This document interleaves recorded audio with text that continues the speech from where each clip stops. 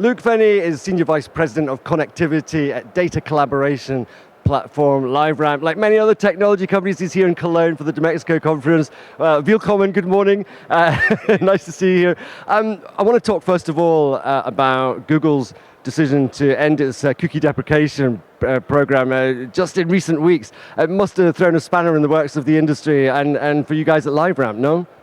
I think not really much changes for the industry. I think the industry and LiveRamp have been on a path for the last 5 years to find alternative solutions for addressability. I think if you look at the internet today, 50% of web browsers are already cookieless. You don't have cookies in Safari, don't have cookies in Firefox, and I think if you read the Google announcement in a bit of detail, what is clear is that even though they've made this decision to no longer deprecate cookies, they're going to put that control in users' hands. And I think what we've seen in other environments when users have that control, it's highly likely that we'll still see cookie degradation in the Chrome browser. So from a marketer's perspective, they continue to want to be able to activate and measure across omni-channels. They need the ability to have solutions that work across not just browsers, but CTV and in-app as well. And so, yeah, nothing really changes. I think companies are continuing to find alternatives. And what sort of perception have you been having from like talking to your customers? Because it was a major news story when it happened, and I just wonder if you're in the know, you're in the knowledge, you're in the tech field. A lot of customers might have been thrown by that after all the work they'd been doing. Yeah, obviously people have been putting a lot of efforts into initiatives such as Privacy Sandbox, and a lot of those will continue.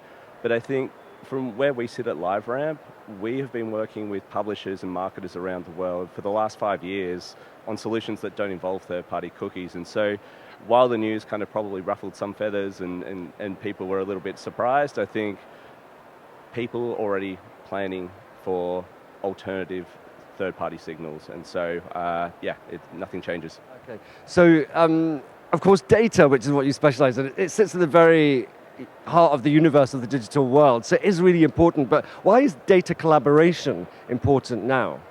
Yeah, well, I think brands and publishers around the world are starting to see the value of the first-party data they're sitting on, and I think first-party data is a pretty generic term, but and this is from their signed up, subscribing customers, their loyalty customers, those sorts of things.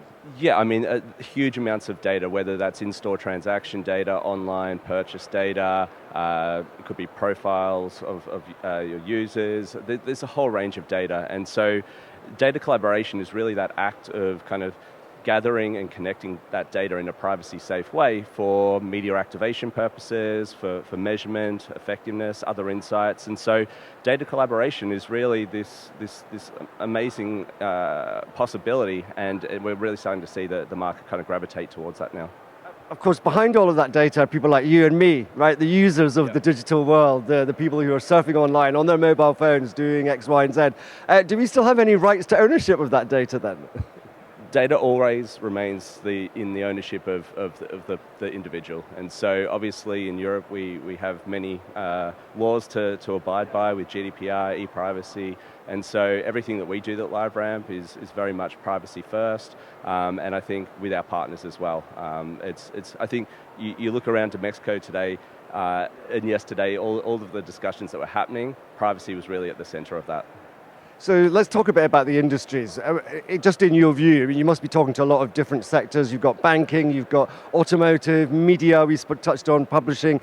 Which industries and even government bodies which ones are sort of the leaders and the laggards, if you like? Yeah, so I think data collaboration, some of the first use cases really came out with the rise of retail media, and so we saw an opportunity or the retailers saw an opportunity to collaborate with a lot of the brands that sell in-store or online, so a lot of the CPGs who historically don't have a lot of their own first-party data. And so there's this amazing opportunity to collaborate for better targeting, better measurement, both online and in-store.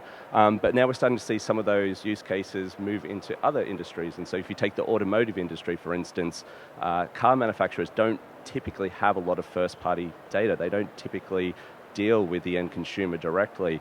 You have a lot of online platforms where people are searching for specific keywords, specific models or price ranges. There's an opportunity for those platforms to collaborate in a privacy-safe way that allows for improved personalization for the user. Let's talk a little bit about authentication strategies. What are you guys doing with that? Yeah, so obviously third-party cookies have been a signal that's been relied on in the past. We think that as we go into more of a signalless world, authenticated identity really becomes the gold standard. And so what that really means from a publisher's perspective is the ability to create a value exchange with the user where they provide a piece of data such as an email address or a phone number that can be then used in a privacy-safe way to match with brand data. And so authentication strategy really comes down to how does a publisher or a brand incentivize or create that value exchange with the end user to provide that data for better experiences. Just final question, I asked someone this yesterday.